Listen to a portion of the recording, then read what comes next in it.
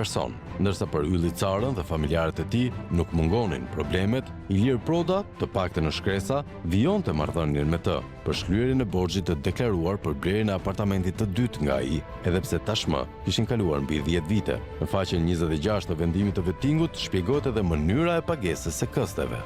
Deklarat notariale datë 21/4/2018 me deklaruesit Ylli Cara dhe Ilir Proda, ku palët deklarojnë se Ilir Proda ka paguar shumën 5.000 euro shterasit Ylli Cara dhe ky i fundit deklaron se ka marrë vlerën 5.000 euro. Palët deklarojnë se detyrimi i mbetur është në shumën e 47.000 eurove, shumë e cila do të shlyhet ndër vite.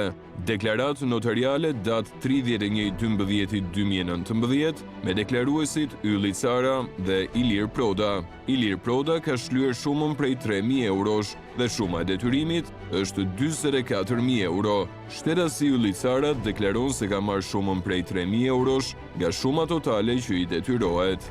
Deklarat notariale datë 13/8/2021 me deklaruesit Ylli Cara dhe Ilir Proda me objekt për likuidim të pjesëshëm dhe njohje të detyrimit financiar. Ilir Proda deklaron se në datë 11/2/2017 ka hyrë në një marrëdhënie huaje nëpërmjet deklaratës notariale të datës 11/2/2017, duke i njohur shterasit Ylli Cara detyrimin në vlerën e 52.000 eurove, ose 7 milion lekëve, ku është përcaktuar dhe mënyra e likuidimit të detyrimit financiar.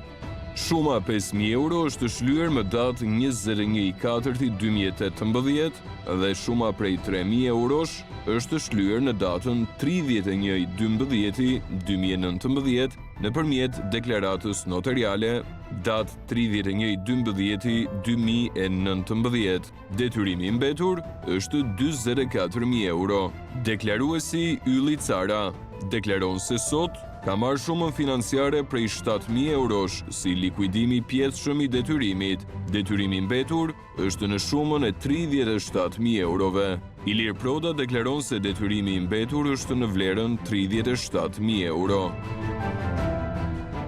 Deklarat notariale datë 10/11/2022 me deklaruesit Ylli Cara dhe Ilir Proda me objekt për likuidim të pjesëshëm dhe njohje të detyrimit financiar. Ilir Proda deklaron se në datë 11/2/2017 ka hyrë në një marrëdhënie huaje nëpërmjet deklaratës notariale datë 11/2/2017, duke i njohur shterasit Ylli Cara detyrimin në vlerën e 52.000 eurove, ose 7 milion lekëve, ku është përcaktuar edhe mënyra e likuidimit të detyrimit financiar. Deklaruesi Ylli Cara deklaron se më datë 10/11/2022 është likuiduar shuma prej 7.000 eurosh nga Ilir Proda si likuidimi pjesëshëm i detyrimit. Detyrimi mbetur është në shumën 30.000 euro. Ilir Proda deklaron se detyrimi mbetur është në vlerën e 30.000 eurove.